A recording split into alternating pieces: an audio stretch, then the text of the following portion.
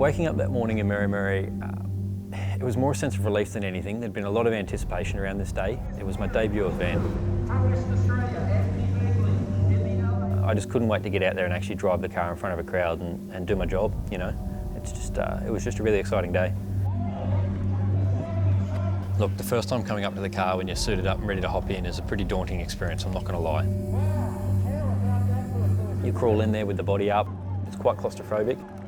Once you're buckled in, your crew will connect up the starter motor and they'll turn the engine over.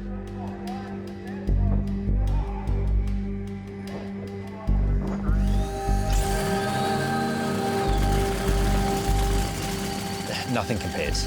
Just the vibration, the noise, the aggression is just unlike anything else on the planet. And then you're like, all right, then your crew members lower the body down and it's showtime.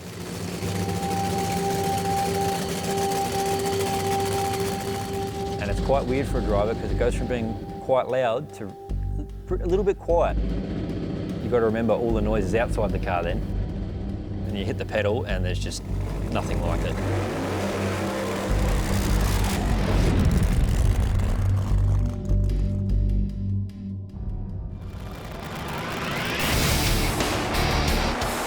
Fast times, big burnouts, beating the guy in the other lane. Not only does the crowd love it, I love it too.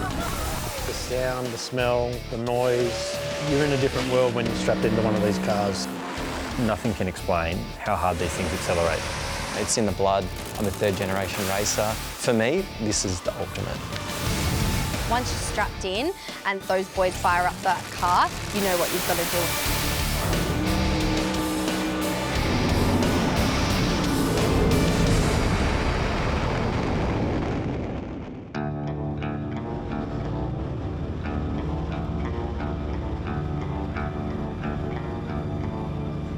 Leading into Springmount, we were pretty confident in the car. We'd had a really good 6 months prior.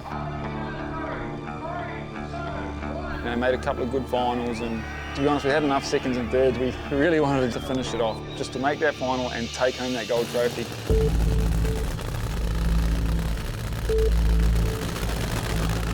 Round one at Springmount, it was a really hard one for us because we were the first pairing out. You don't know how good the track's going to be. You're the guinea pig.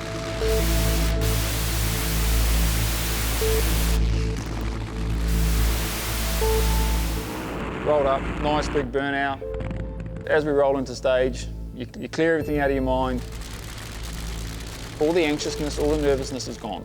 Suddenly you've got a job to do, and that job is beating the other car off the start line and then beating him to the other end. Obviously beating him to the other end, that's what matters the most. But from a driver's pride perspective, you want to be the guy leaving the start line first as often as you can.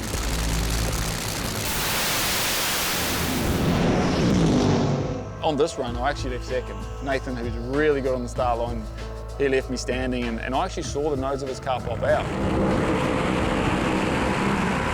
And to see the nose pop out, that means they're a good half car length in front of you. And as we transitioned off the concrete, it was like the thing just found another gear and just took off it, put me back in the seat, and I thought, yeah, okay, we're gone. Suddenly Nathan had disappeared.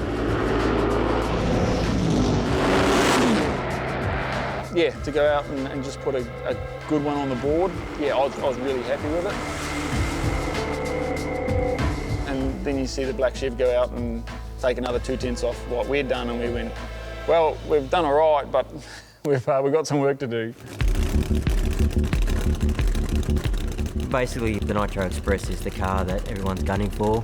It's not just about looking at one driver who's coming up, or it's looking at everyone, because everyone likes to give that little bit more effort to take the big boy off.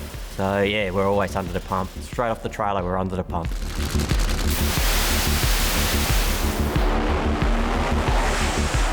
We actually nailed the first pass. We didn't expect to go that fast, to tell you the truth, because that's an unseasoned track. Like, it doesn't get enough racing on it, and the air's a lot different to every other track in Australia because it's up in the mountains and there's not a lot of oxygen up there. So getting the fuel mixture right, to get the horsepower right, it's a big challenge, Springmount, and it actually stuck. So we knew we had a good platform on the first pass and it was nice and smooth.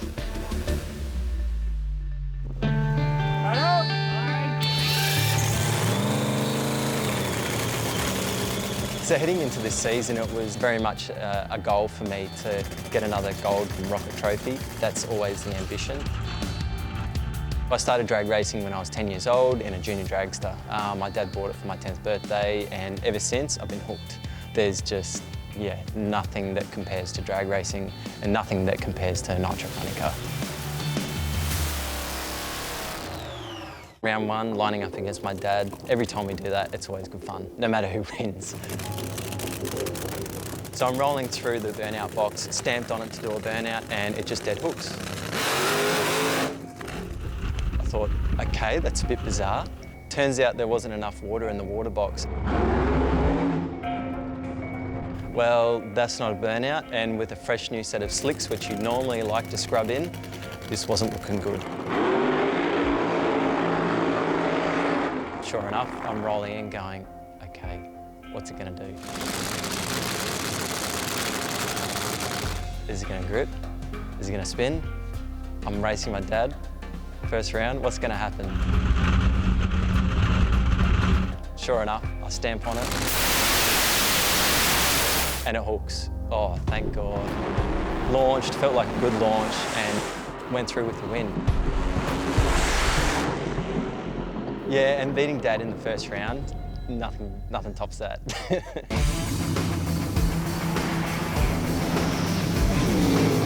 When I launched that car, I knew it wasn't going straight.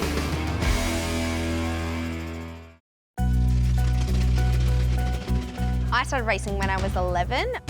I first raced junior dragsters, and then at 16, I found a bit of a loophole that if I had raced juniors for 3 years, I could go straight into Super Street at the age of 16.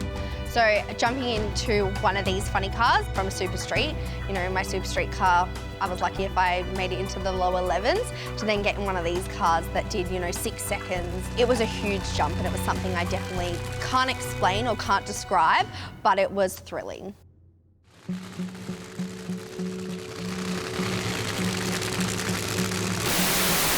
My rivalry with Paul goes way back to when Dad and Paul first started racing. I think as soon as I entered the competition with the last name Begley, I carried on my dad's rivalries, and Paul was definitely one of them.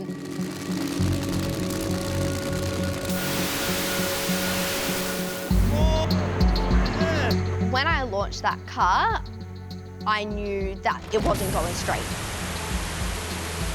In that moment, I knew that it was my time as a driver that I had to steer that car. And it's a case of me fighting the steering but not trying to overcorrect myself. So look, I drove through it as much as I could, and it was definitely a wild ride, holding onto that steering wheel. But when I knew it was time to get off, I definitely did that. And that was nearly a collection of the cars at half track. I think Massinio got the centre line. Because look, a big part of me going out there and racing is I want to be good at what I do. I want people to have that confidence in me and my driving abilities.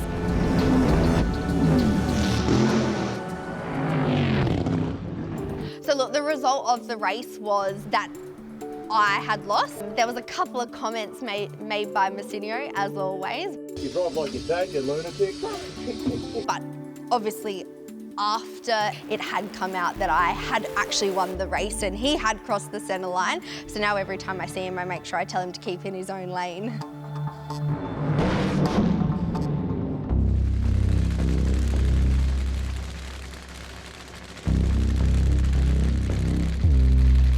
After the win in the first round, we go into the second round, and lo and behold, we got Shane Olive again. And he's in the new car, King Kong.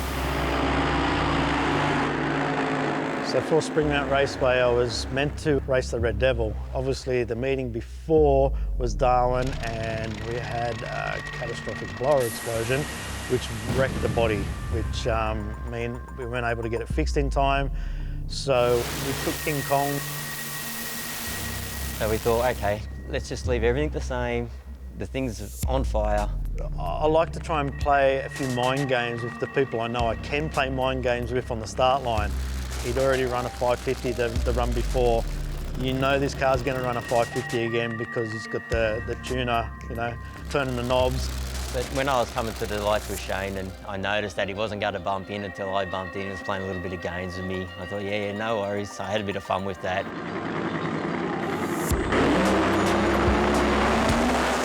The car shook a little bit, spun the tyre. And I just watched Rick go down the racetrack and run a 550 again, so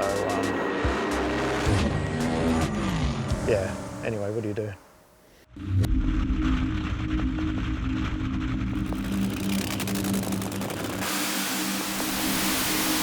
Going into round 2, I was up against Josh Lay, which he's always a tough one to beat. He's always definitely a good race and always on the ball.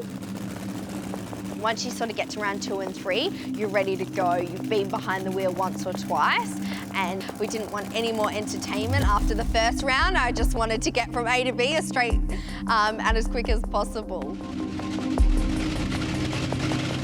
So yeah, got a win on the board, heading into round 2 against Emma. Same routine, we really just kept the same tune up to go, you know, same ET, because it worked the first round, why not the second? Sure enough, green activates, stomp on it, but I'm not moving anywhere. Oh, big up in smoke moment for the Bandit.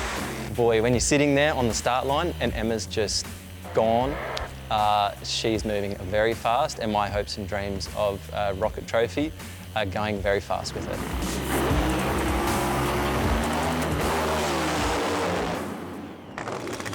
So coming up for the second round, knowing we had a couple of tenths to catch up on the black Chev, I kind of thought to myself, let's try and run a 560 and hopefully take the round win, which would put us in contention for the last one.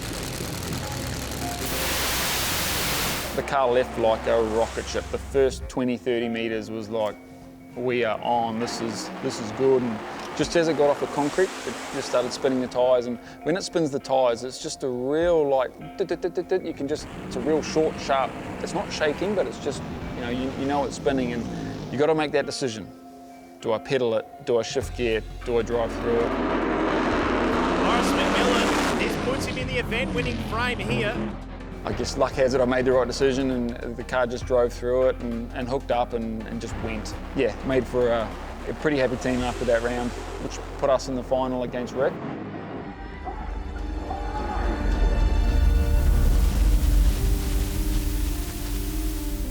During race meetings, my relationship with Graham Cowan is, I would just say, it's very old school. We don't run data loggers. Graham doesn't have any help from electronics that tells him what the car's doing. So what we do is basically, he looks at the spark plugs, reads the clutch, and talks to the driver. We put them three things together, and that's what gives us our next pass. To me, that's amazing. And being an expert in nitromethane, he just pulls it off all the time. And he'll talk to me and we'll say things like, we can play it safe and get you down there, or you might have to hang on to the brake and go for a ride. Which way do you want to go? So that's the way we came into that last round, and as it worked out, we actually had Mcmillan, and I've been watching him for a little bit now. He's coming of age, and me and GC knew that he could pull something out of the hat. We thought, well, let's let him make the mistake trying to catch us instead of us trying to rotate the earth. Going into round 3 before the race, I don't want to say I was nervous, but I kind of felt this was a chance we could have to finally take that gold trophy. And when you want to win, you want to beat the best at it. So, Graham Cowan, he's the smartest nitro tuner in this country, bar none. Rick Gauzy's one awesome driver. To have them in the final, I was like, right, this is it.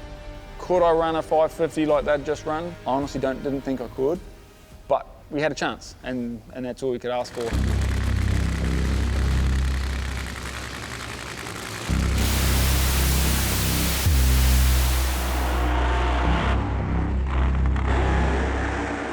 Rolled in for the burnout, everything's going good. Got back, stopped, put the car in forwards, and the crew signalled me forward. I'd take my foot off the clutch like you normally would to roll forward, and nothing.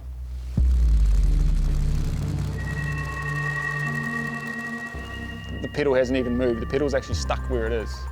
And I'm going, why now? Like,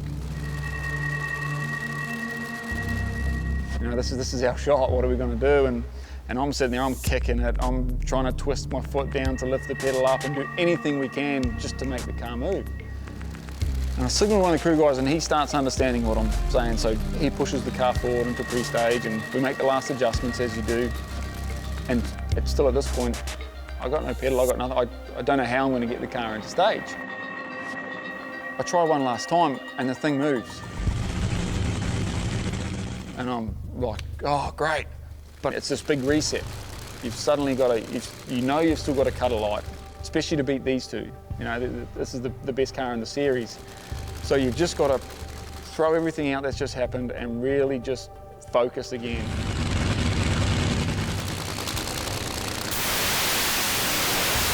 And the car left good, and we were out on the black Chev, and it's going. I'm going, hey, we're in this.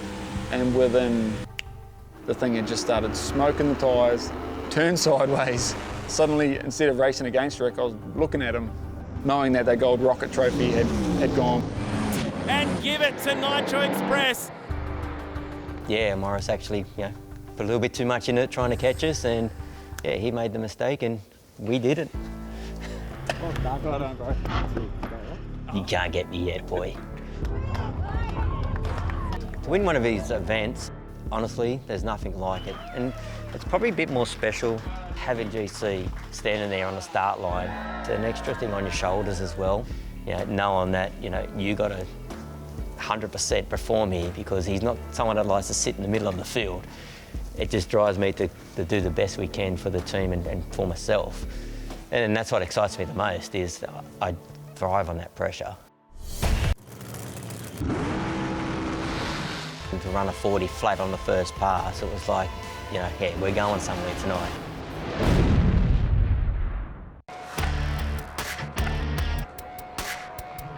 Willowbank's the big track here in Australia, and it's always cool, and it's fast. And what drag racer doesn't love going fast? As much as I didn't grow up there, it's still a bit of like a home track to me. So I love it there. The atmosphere is awesome, and I'm always ready to race at that track. I've had a pretty good track record up at Willowbank. I've won a few meetings up there. I've gone fast up there more times than not. Willowbank's a great track. Apart from the downhill runway when you hit the 1,000 foot and then the track disappears because it goes downhill, then it's not very exciting. So heading into Willowbank, it's a great track, great atmosphere. Always enjoy going to Willowbank. And for first round, Emma Begley again. In round one, I was up against Josh Lay again, and as I've said before, he is an awesome racer and he's definitely a hard one to beat. I'm kind of building up a bit of a rivalry there with Emma. As you're saying, I already lost to her over in Springmount. It's good to see the young pilots lining up against each other, creating a bit of a rivalry between us. Coming into that first race of every event, I've still always got those nerves, but at the same time, that competitive streak is still in me, so I'm always ready to win.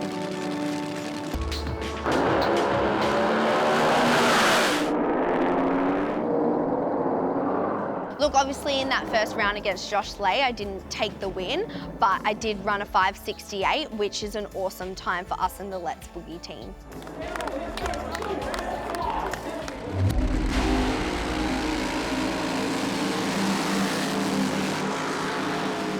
First round of Willowbank, we come into it with the weight transfer of the car looking good after Springmount and after our Darwin test. So we went to Willowbank thinking that, we could probably rotate the earth a little bit on this one and see if we can actually get it to stick.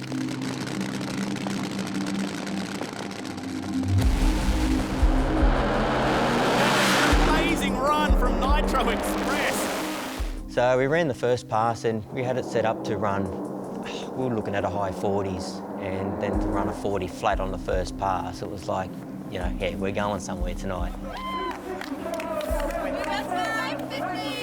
The thing about Nitro Express, and when you know you're on a solid pass, a good pass, is when you hit the accelerator and it sits you hard in the seat, but it also just lifts the front end up a little bit. And this is the weight transfer we've been having issues with as we go faster. So when I know I'm on a good pass, I can always see the bonnet, basically, and I know it's stuck and it's going hard. And at Willowbank, that's what it was doing. So we knew we had something for that meeting.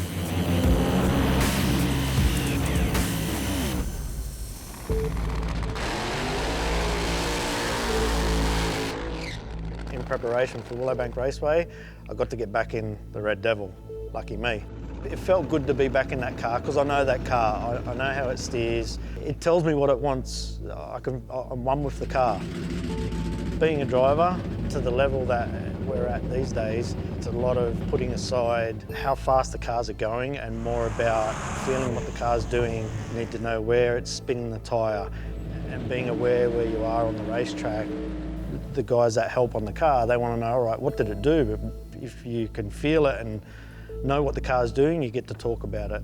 It's a big thing and it takes a long time to get that as a driver. I'm not saying I'm the be-all and end-all, but just having a few more laps under my belt does help as a driver. The car left really good, punched second gear. It was trucking on down through there, and just before the finish line, I felt it nose over a little bit. That's getting back to where it sort of loses power or something's not right with the engine.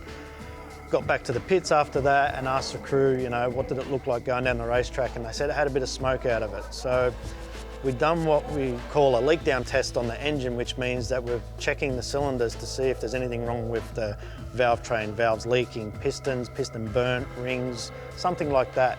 It all looked okay. We thought it'd be okay for the next run. So we'd done our normal service and went back up for the second run.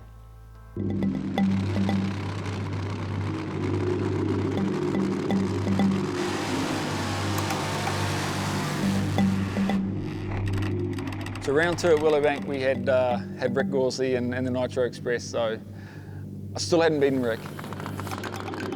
I'd faced him multiple times in the last round, but I could just never get the job done against him. You know, he's one of those guys, when I first got involved with the series, it was like, oh, this is Rick Gorsey, this guy can drive anything.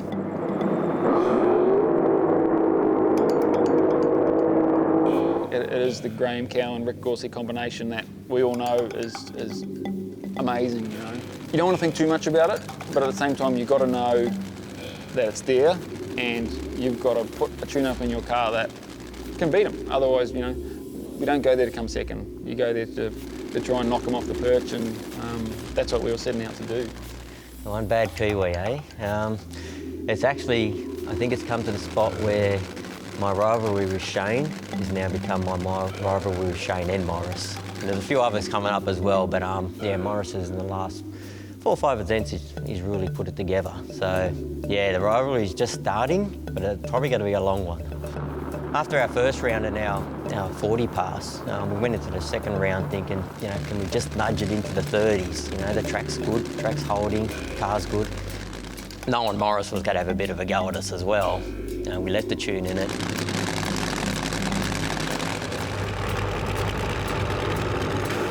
My thing just took off, and I'm going, yeah, this is much better than the first round. And as we're going down, I'm cranking the wheel hard left, and the car just keeps drifting right. And I'm going, no, come on, keep coming left. But it just wouldn't come around, would not come around, and I'm cursing at the thing, going, turn. And it got to a point, and I still couldn't see Rick, so I'm going, well, he's either right next to me or he's behind me, but I don't know which one. So it's like, got off it, got straight back on it, yanked it off the wall, got it back in the middle of the groove, and went through the finish line, and still Rick's not there. Have I actually done it? Have I finally beaten the Black Shed? Wow! Nitro Express up in smoke, that's a rarity. And a big drive for one bad Kiwi. That thing was headed to the wall, and it still does a 55 with a pedal. I would have been happy to walk away at the end, just after that pass going, we've ticked it off the list, you know, I'm happy. When the lights came on and I stood on the accelerator, it just went up in smoke, went into a burnout. The thing about going into a burnout in that situation is you're so focused on getting down the track and smashing the accelerator, the last thing you think about is lifting it in a split second. There's a rule of thumb, you need to get off that accelerator before the RPM goes through the roof. And through the roof is anything over 10,000, you got to lose the engine. So 11,000 RPM, 12,000, you got to kick the rods out of the car and you got to lose that engine, $50,000, $100,000 gone. So in that instance we were lucky. I got it under 10,000, got my foot off, under 10,000, didn't hurt the engine, but unfortunately we lost the race.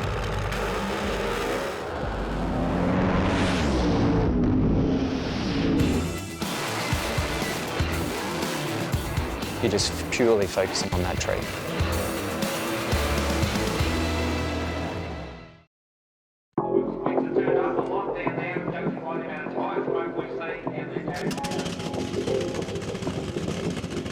So round 3 and I'm lining up against Rick. You know when you line up against Rick, it's not very hopeful you're going to win, but hey, you give it your all.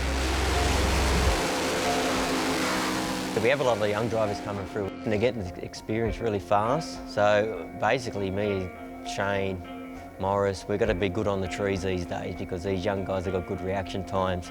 So that's where we need to beat them up there, because if we don't beat them up there, then they might hole shot us on the track. The best hope I can is to try and get the best reaction time off the tree because his car is fast. And as I'm going into pre-stage, I'm just taking big, deep breaths, just trying to calm myself down and really focus on the ambers, because as soon as I go into stage, pull the full fuel on, take my foot off the clutch and bump into full stage, the only thing that you're concentrating on, and even the note, the engine RPM sound, just almost goes silent because you're not even concentrating on that one anymore. You're just purely focusing on that tree. As soon as that orange light flickers, I just mash the throttle. So I gave it my best. Sure enough, the car hooked up, went down there with a clean run, but it wasn't enough for Rick. It just wasn't. Wow, it's an amazing elapsed time. Yeah, to sum up the weekend at Willowbank, you know, it was a good feeling. You're at your home track, grew up there, but I guess one thing to note is travelling around Australia, even going across to international waters, it's just such an opportunity that I would never give it up, never ever.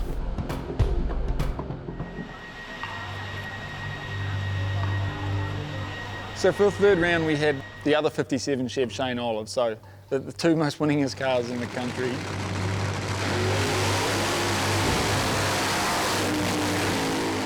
Now, me and Shane are a good buddy, and knowing Shane and racing Shane, he loves a game or two on the start line. So third round, I've got Morris Mcmillan, good mates, we work together. We get up there, we do our burnout, do our normal thing, and I thought, again, I need to play some mind games because this guy's been running fast all day. Now, he loves a game, and you get to know which ones he likes. You know, he'll either throw it in early or throw it in deep, or he'll hold you out. So as we roll into pre-stage, I took my time and just went, okay, just be prepared. You know, then you know there's something going on. And sure enough, we roll into pre-stage. And normally, once you're in pre-stage, you take your breath, you do your routine, and you bump in. Well, I hadn't even started my routine, and all of a sudden he's jumped in. And then he's jumped in deep. And I'm going, yeah, you sneaky man. Wow, no wasting time there for Shane Olive. That was quick. Staging games, maybe. He would have thought I was just doing my normal thing, going into stage, but instead I was in deep stage, which means you've shortened up the racetrack essentially. But when you do leave and that light goes green, because you're already that little bit further in front, your reaction time's really good. Or you could red light, but I take that chance when I'm racing Morris. Good reaction times. And a great run from one bad Kiwi. He is good tonight. Oh, a bit of heavy smoke in the other lane. Yeah, he left on me, but I think for him it probably hurt him on the racetrack more than anything. And you get out the other end, and again I'm going, did I just knock off the 257 Chevs? Like, I remember coming into the series just going, Shane Olive and Rick Gawsey, like, I'd love to beat them one day. You know, and then to knock them both off on the same night is pretty cool. And you know, Shane will say he got me on the tree, but as he said to me plenty of times before, it's the finish line that matters. So it was some good bragging rights at the shop, that's for sure. Look, as drivers, we all want to go as fast as we can. That's in us as drivers. We all want to see that time slip that says you're quicker than the next guy. But it's a different atmosphere when you've got all those fans there that appreciate what you're doing. You know, you take it for granted because you're just there doing your job, working on race cars and driving them. So when you get the feedback from the fans, it makes it all the worthwhile. So winner of this race wins the night. Let's do this. Tight. Bang. Wow, with a 49 as well. That's a huge run, huge run. What a way to win. And that is a new benchmark for the Avenger. Welcome to Victory Lane. Hey guys, I'm Pat from Aeroflow Performance. Since the inception of the Aeroflow Outlaw Nitro funny car category, we've been involved as a title sponsor, mainly because we're huge fans of drag racing. We've got our own cars, we love the category, and we think it's a perfect opportunity to use as a testbed for a lot of our products. So the hoses and fittings get tortured through these 4,000 horsepower, 420 kilometre an hour vehicles, and we figure that's the best way to put something into the market that's going to work on your hot rod, your street cruiser, or even your own race car. We know what enthusiasts are after. We know the availability is a big thing, so we really focus on having a wide range of products, but also readily available from every state within the country. So for a more in-depth look at the products that we're using from the Aeroflow catalogue on the Outlaw Nitro funny cars, we might throw across to Morris Mcmillan, who's going to show you some of the magic that happens in the workshop. Hey guys, Morris Mcmillan here, driver of the One Bad Kiwi Nitro funny car. And we're going to show you through how many Aeroflow performance products we use on these race cars. Start at the front of the car. We've got all our weld-on caps and fittings. We've got all our fuel fittings, all our brake lines and hoses, all the air lines. We've got bottle bracket mounts. We've got all our electrical fittings, our fuel cables, our throttle cables, our blower guards, our starter brackets, right down to the silicone tube for the breathers. You come back to the driver's compartment, we've got more air lines, we've got more throttle cables, more electrical fittings. You come to the back of the car, we've got bottle clamps, we've got more caps, we've got brake lines. All of these products are so important in making these cars not only reliable, but safe at over 400 kilometres an hour.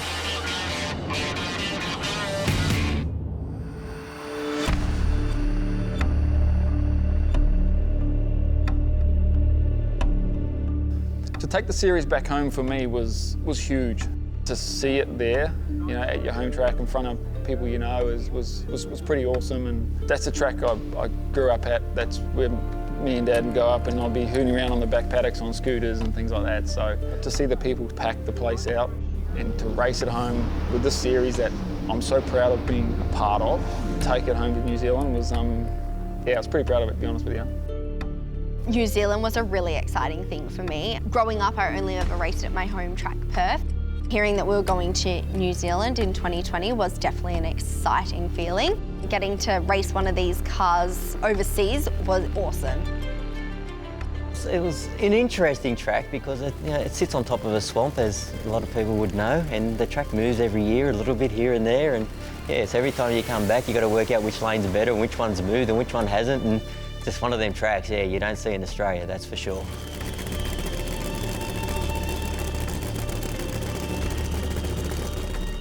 I'll admit, I couldn't sleep the night before. I was just nervous going into that first round going, what's going to happen? It's a new track, I've never driven on it. I'm first one up, like representing the series over in a different country. Like, I just got to make sure that I do everything right. So I was nervous, I'd have to admit.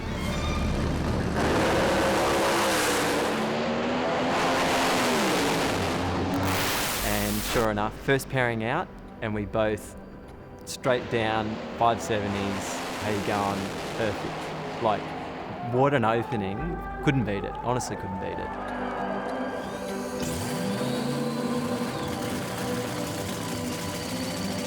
Round one in New Zealand, we draw the old mate Paul Massinio in the dark horse again, and Paul style, he was giving me a bit of stick on the TV, and you know, telling the world how we're gonna be the one sad Kiwi. For me, it just makes me want to beat him some more, and especially on your home turf. There's no doubt about it. You want to go there and you want to take the win. So yeah, flash of the green, the car left, and it was hauling, and we got out probably about quarter track, and the track in New Zealand transitions from concrete to asphalt pretty early. So as the car come off it, it just started into this bit of a shimmy, just spinning the tyres, and I'm going, come on, just stick, please just stick. And everything starts blurring up, and then it just goes bang, and everything's clear. And you're like, yep, we're away, we're good. And at that point, you know you're good. You know the car's going to get to the finish line, and yep, that's the start we needed. It was good to tick that one off, especially in front of the home crowd.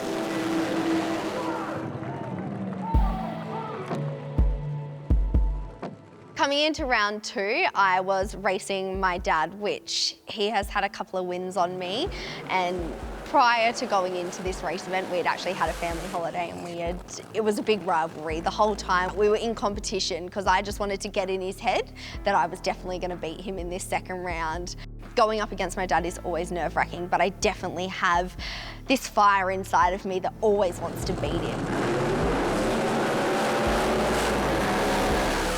Going into the burnout, we had a bit of a hairy one. It definitely went sideways and I had to steer it back, so it was a bit of drama to start the race off with. But you know, something that I had to put out of my head and get prepared to take this win light. So I was fired, ready to go. Obviously, planted my foot down with the one thing in my mind that I wanted to win this race. And sure enough, it was my lucky day and I took that win against my dad. 15-year-old Emma, my goal was to race one of these cars and race for Graham and Wendy Cowan. So to achieve that at the age of 19 was a huge achievement, not only for me, but for my family. So I've definitely reached one of my all-time goals, and the next step for me, I would love to win a Rocket Trophy. Look, it's definitely an achievement that I hope to reach for and I hope to get.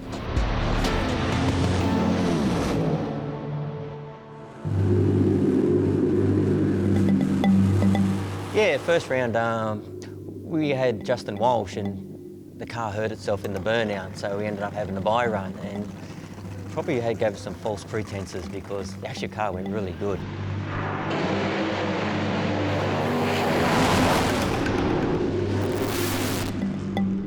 We thought, yeah, we got something here. The second round was a little bit different because we had Brendan in King Kong, being a new guy. And we knew we had a little bit of a window there where we could just try and get the car a little bit right. Second round, we're up against Rick Gorsey at Nitro Express. It was my debut event. Before Meremere, I'd only had 2 full passes in this car, so it was a massive learning curve for me. Personally, it was a pretty surreal experience. Like, you've got to remember, I grew up when these guys were my idols growing up racing. You know, I never thought I'd have the opportunity to race against these guys. So there was a bit of a pinch me moment when I was hopping in the car and I thought, this is too good to be true. I'm in another country driving a Nitro funny car against a guy like Rick Gorsey. You know, it's just incredible. I still pinch myself. Foot off the clutch, ready to go, hit the pedal, and it just went nowhere.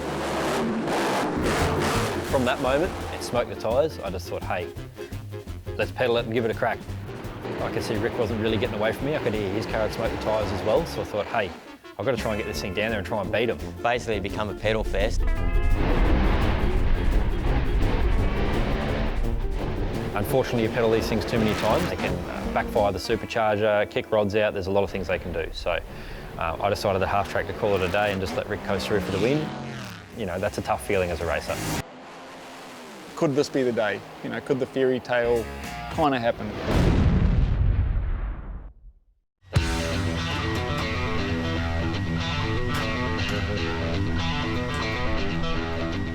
Round 2 in New Zealand, we actually faced another New Zealander, Carl Boniface. One of us Kiwis was going to go into the last round on maximum points.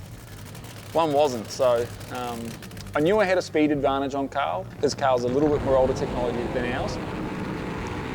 But he's close enough that any mistake, you're going to pay.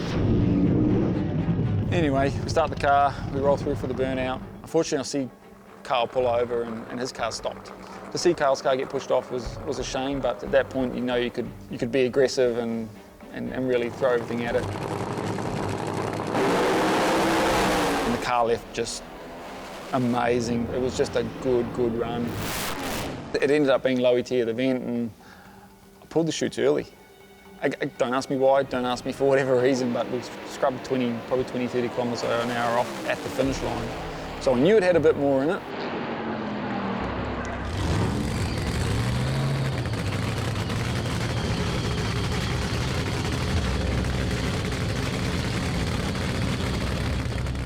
So third round, I guess that's when it all probably hit me.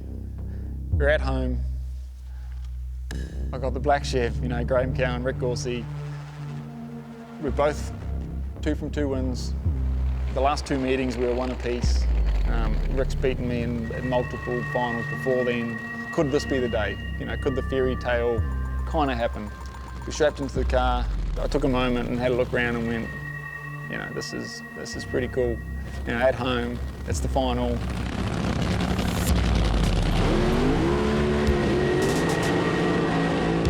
The burnout I actually stuffed up. I got a little bit too excited and I got way too much RPM on. The thing kicked sideways and I remember stopping and just going, all right, settle yourself down. You know, it's just another race. Let's just get into race mode.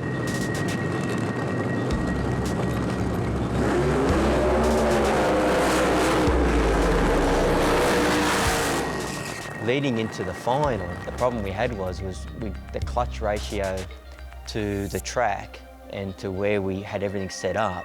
It just didn't seem to work as good, and it got us into a situation where we ended up having Morris. So the fairy tale finish for Morris, when we had to upset him, was how do we try and get this clutch right in the final, because it caught us off guard in the second round. So funny enough, we took a lot of weight off the clutch. So what we're doing is taking weight off the clutch, so the clutch engages a lot slower, so it allows the car to slip and not lock the back wheels up one-to-one with the engine.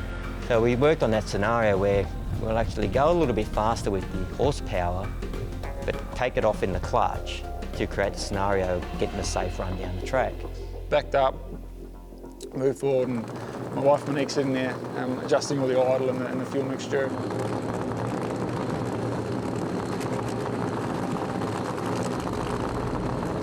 It felt like forever. We were just waiting and waiting. And then we were sitting on the start line just ready to go.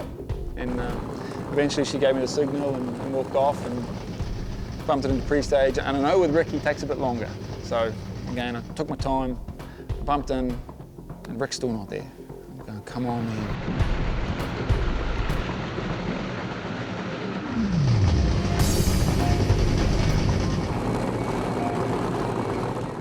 Bumped into full stage, and again, it felt like forever for the tree to come down.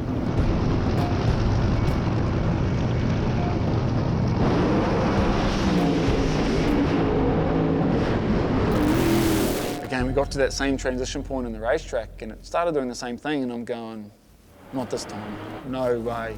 And it drove through it, drove it right out the back door for the fastest speed of the event, and pulled the chutes, and I thought, can't see him, like, was he just next to me? Did he just beat me? Because it's not until they're a car length ahead that you see them. As Rick rolls past and I see his chutes are still in the car, and I just went, I've done it. Everyone who's helped me in racing was there, so to do it with friends and family, and to do it at something so many people work so hard for, to get the series to New Zealand and to finish it off like that, yeah, it's just, yeah, pretty cool.